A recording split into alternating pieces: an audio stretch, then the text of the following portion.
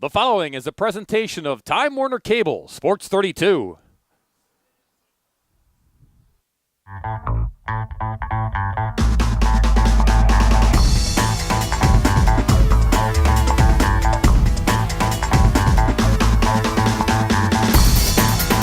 Fans filing into Time Warner Cable Field. They have waited 7 years for postseason baseball here in Appleton.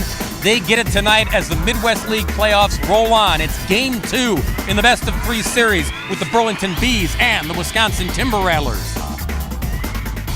And hi again, everybody. Bob Brainerd along with former Milwaukee Brewer pitcher Brad Woodall. Well, the guys in this Timber Rattlers dugout, they don't want to call it a season yet. They do not want to go home yet. They'll have to win Game 2, though, to assure that their season continues. Let's recap Game 1 for you on the road in Burlington. It was all Bees, winning 4-0 over Wisconsin. Tanner Peters, the Bees starter, was outstanding. He went 7 innings, gave up just 2 hits. In fact, Bees pitchers, as a staff, struck out 10. And there was a stretch there, Brad, where they retired 23 in a row. Bobby Crocker hit a 2-run home run.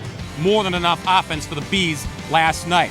Game 2, pitching will be a key here for Wisconsin. Matt Erickson going to give the ball to Fond du Lac native Chad Pierce. He's a guy who wants the ball in games like this. Absolutely. He's a gamer. He's a bulldog. He wants to go deep into this game and pitch well and pitch to victory so they have a chance for tomorrow night. Yeah, Chad Pierce, if you remember him pitching for UW Milwaukee, he's pitching some big ball games as well. Now, Matt Erickson, what's the difference between trying to school these guys during the regular season and get them ready for the postseason? There is a difference. Well, during the regular season, we have a daily preparation, daily routine. There's a lot of teaching moments. You don't have a consistent lineup as you're looking to get everybody their at-bats. You're just looking for consistent play throughout your team throughout the year. And we were able to do that. That's one of the things that we were able to accomplish this year. We had the best overall record in the Western Division, and that says something about the consistency of your team over a 140-game schedule. To me, that's quite important.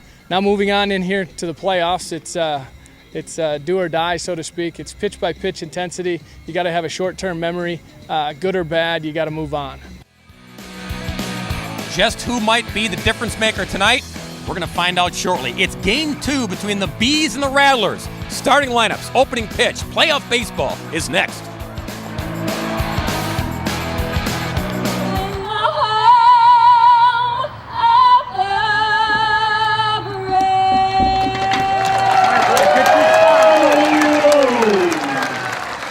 Our national anthem kicks off Game 2 between Burlington and Wisconsin. Best of 3 in the Western Division of the Midwest League playoffs. As we mentioned in the open, 2005 was the last time that Wisconsin tasted postseason play. And back in 05, the Timber Rattlers were an affiliate of the Seattle Mariners. And Burlington, the last time they were in the playoffs was 2009. And if you want to go even deeper, these two teams met for all the marbles in 1999 for the Midwest League Championship, and it was won by Burlington in a best of 5, 3-2. But this is fast and furious here in the opening round. It's a best of 3, and as you saw, Burlington with the shutout last night, so Matt Erickson and his crew will have to bounce back tonight to take Game 2 to force a Game 3, which would be tomorrow night back here in Appleton. The Bees are the Class A affiliate of the Oakland Athletics. And their lineup looks like this. Aaron Shipman to lead it off, followed by Sam Roberts, the second baseman. Addison Russell was a high draft pick of the A's this year. He's a good one at short. Max Muncy in the cleanup spot. Bobby Crocker, who had a 2-run home run last night, is the left fielder. Then Wade Kirkland, John Wooten. The DH is Ross Consigli. And the catcher, it was originally supposed to be Nick Rickles. Last-minute switch to John Nestor, hitting number 9. And on the hill, it's Chad Pierce. We talked briefly, Brad, about big games. He has some in his back pocket. In 2010, in the Horizon League tournament, pitching for the UW Milwaukee Panthers, he pitched a complete game in the opening game, 3-1 victory over Valpo. He threw 151 pitches, came back on 3 days rest. In the Horizon League Championship, beat Wright State, went 7th innings. As you said, he can go deep. He can give your team a chance. Yeah, absolutely. And you want pitchers like this on the mound. Sometimes when you're in the playoffs, it's not about the type of stuff you have, how hard you throw. It's about your guts and how guys handle situations. And Chad Pierce has been in those situations. He's pitched well, obviously, and Coach Matt Erickson has seen throughout this year that Chad Pierce can rise to the occasion when he needs to. He's been a gamer. He pitched against Burlington on July 31st and won the game over the Bees, went 8 innings, allowed 3 runs on 7 hits.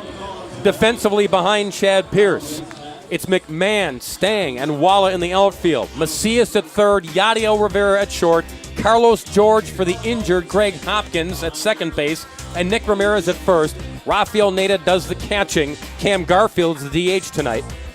And Pierce on the hill for the Timber Rattlers. There is Rivera, who has hit the ball very well of late and has hit well in the second half of the season after a slow start in the first couple of months of the year. Yadiel starting to heat up at just the right time. The season series between the Bees and the Timber Rattlers, well, now after the win last night by Burlington at home, it's tied at 10 apiece. You can see Wisconsin, the advantage at home, and 4-6 now on the road playing at Burlington. But this is a Wisconsin team, Brad, that plays well here. They had the best home record of any team in the Western Division. So a loss last night, but able to shake it off and know that good things happen here in Appleton. Oh yeah, these guys are young. They love to play the game, and they show up every day and they're going to play hard. And it doesn't matter whether they won or lost last night. They're going to come out here and play well in front of their home crowd. Matt Erickson and his guys hopped on the bus, arrived back here in Appleton at 5 a.m. So it was nap time and then back out to the ballpark. First pitch from Pierce is outside for ball 1, and we are underway with game 2. Aaron Shipman, leadoff man, 3rd round pick of the A's in 2010, 1-1 now.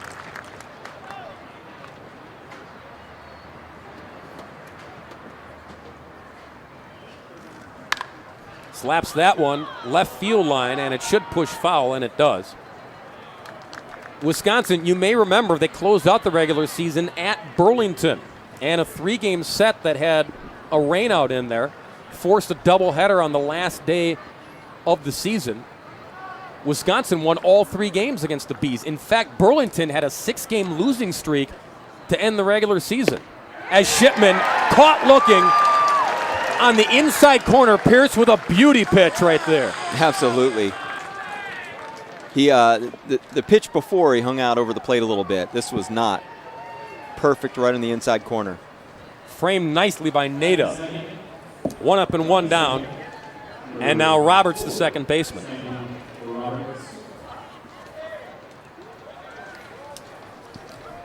Roberts, 26th round pick a year ago by Oakland. But again, just to emphasize how funny and funky this game can be, Wisconsin gathered momentum to close out the regular season. 1-3 in Burlington. The Bees had lost 6 in a row. They were trying to find themselves, but then after a day off, they found it. Got terrific pitching from Peters last night. Held Wisconsin to only 3 hits. And they take game 1, but Wisconsin trying to even things up and force a game 3 tomorrow night. 2-1 now to Roberts. Yeah, there's an old saying in baseball, your momentum is your next day's starter. And Burlington had those guys pitching pretty well last night. And there's nothing you can do. The Timber Rattlers tip their cap and say, hey, you got us out last night. Today's a different day. 2-2 to Roberts. Inside, but flicking Roberts away with a smile. Count goes full.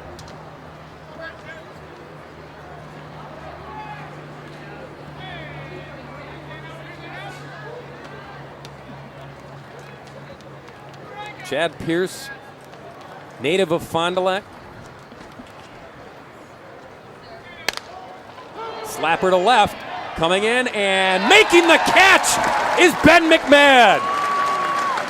Well, there's a little redemption. Last night in Burlington, McMahon dropped a ball that allowed a run to score on the warning track. This time, super catch down by the shoelaces. Yeah, great reaction, too. One of the things you don't see a lot of times in a replay is how quickly those outfielders react, and that could make or break a catch. And Ben had a great jump and stayed aggressive through that ball. 2 down. And now Addison Russell, the shortstop, offers at the first pitch. Down the right field line, foul territory, and did George catch it? He did! I'll tumble for you near the tarp and near Max Walla. I stand corrected. Max got it.